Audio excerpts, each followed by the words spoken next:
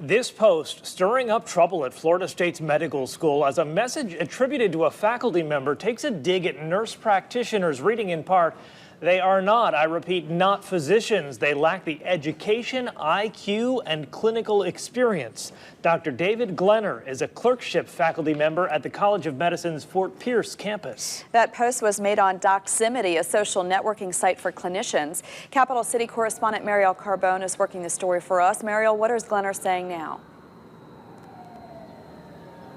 Julie, Eden, I spoke to Dr. Glenner via phone this morning, and he tells me that he knows nothing about the post and that his account was hacked. Still, that post, it's making waves on campus here today at Florida State. Now, some of the nursing students telling me that the post was disappointing and frustrating, but the School of Medicine saying it does not stand by that post and that Glenner was spoken to about appropriate behavior. The dean at the College of Nursing telling me today that nurse practitioners are a vital part of healthcare, seeing more than 1 billion patient visits a year. And they reduce hospital admissions, they reduce ER visits, they reduce hospital stays, they contribute to patient satisfaction, and they do so cost effectively. So NPs were comfortable with the fact that they're here to stay. The dean sending out an email to all students saying that the university supports them and is proud of the nursing students and alumni and the difference they make each day. Again, Glenner saying that he was unaware of this, he didn't post it, and that he has reached out to Doximity to tell them about the hack and ask them to take down that post. Reporting live from Florida State's campus, Mariel Carbone, WCTV Eyewitness News. Okay, certainly a lot of people talking about this. Mariel, thanks.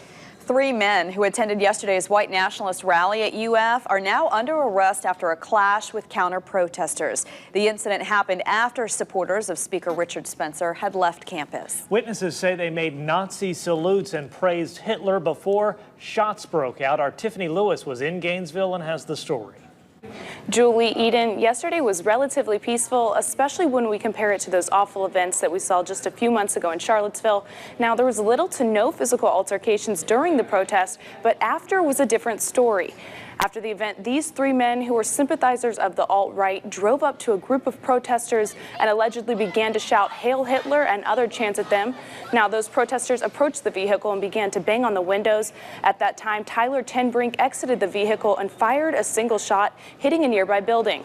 Earlier in the day yesterday, I actually spoke to Tenbrink, who was singing a much different tune. I would like to see this happen peacefully. I would like to see Charlottesville happen peacefully. I'm not a supremacist. I'm just a proud white man that works hard. These 3 men were some of the most outspoken white nationalist supporters yesterday. We even have video right here of Colton Fears getting into a verbal altercation with someone. But again, the arguments didn't turn violent until later. Allegedly, Colton and William Fears were egging Tenbrink on after his single shot, telling him to shoot again and kill them. The men are being held at the Alachua County Jail. Tyler Tenbrink's bond is set at $3 million. Guys, back to you. Tiffany, thanks. A Jasper woman faces DUI manslaughter charges for a crash back on New Year's Day. The Highway Patrol says Jessica Miller's car swerved into oncoming traffic along Northwest Lake Jeffrey Road in Columbia County. She hit a pickup head-on, killing the driver, 68-year-old Michael O'Malley. Miller was charged yesterday at the Columbia County Jail, where she was already in custody for unrelated charges. Taylor County deputies are trying to figure out who left this contraband outside the jail. Inside, tobacco products and what appears to be synthetic marijuana. Deputies found those items while checking the jail's perimeter. They were in a weighted sock that had apparently been tossed over the fence. A special day for students and teachers in Liberty County.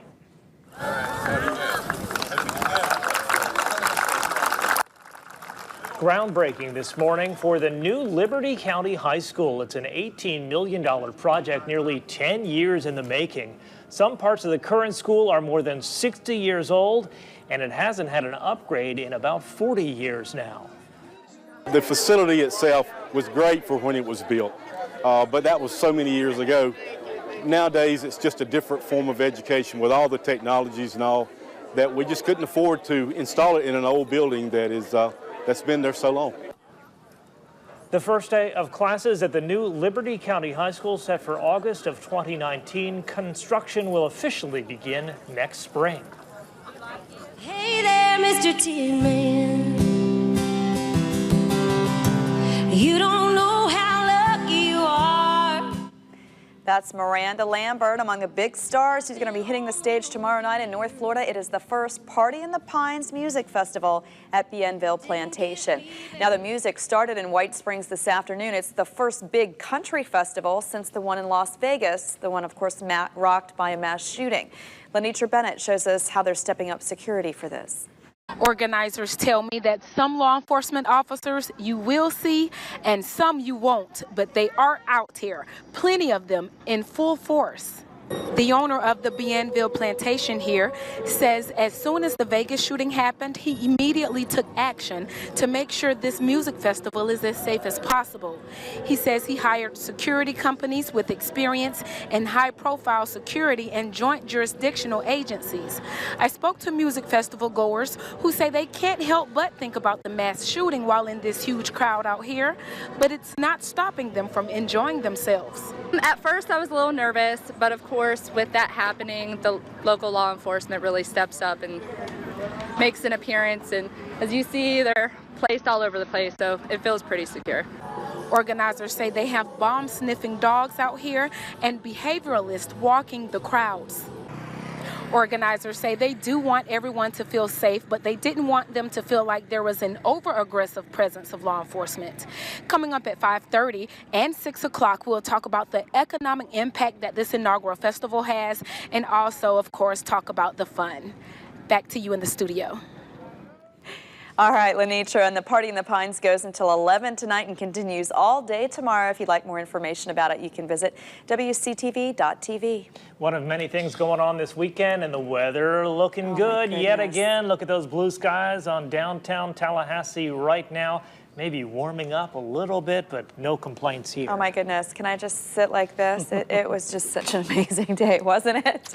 That it was, and as he mentioned, a little bit warmer, but not to the point to where it's uncomfortable. It was just a little warmer than we've seen. The morning temperature still had a good number of you down to the 50s, and where it was warmer than that, it was still nice, 63 at the coast, Apalachicola. Tomorrow morning, on average, a little bit milder, and a little bit milder still by Sunday, and then Monday will be the big change day. It gets warmer in the morning, and then maybe getting stormy, with a good possibility for even some decent-sized storms before it turns much colder. That's still down the road a little ways. Today, we are in the low to mid-80s throughout the Big Bend and up into South Georgia. And as you saw from the downtown camera, just a few little high clouds, no rain in sight just yet. And your Saturday looking pretty good. We do see some showers way down to our south, but those will be the ones we'll be talking about by Sunday, Monday. There'll be rain coming in from the west. So we'll talk more about that weekend forecast and let you know just how chilly it will get next week in a few more minutes. All right. Dig Mike, those we'll see you sweaters soon. out of the back of the closet, huh? Sounds good to me. On to this now. More military families now sharing their stories of hearing from the president after the deaths of their loved ones. It comes after another day of back and forth between the White House and a Florida congresswoman. She says that she overheard a disrespectful condolence call by President Trump. Seth Lemon has the very latest from Capitol Hill now. I am so sorry to hear about the whole situation. That's President Trump speaking to Natasha DeAlencar, whose husband, Army Staff Sergeant Mark DeAlencar, had just been killed in Afghanistan. He's an unbelievable hero, and you know, all of the people that served with him are saying how incredible he was. The video was recorded back in April, but DeAlencar just released it to the Washington Post as controversy swirls over President Trump's recent calls to Gold Star families. Florida Congresswoman Frederica Wilson says during the president's call to the pregnant wife of Army Sergeant LaDavid Johnson, he couldn't remember the fallen soldier's name and said the sergeant knew what he was getting into. Johnson's half-sisters say they heard the entire conversation.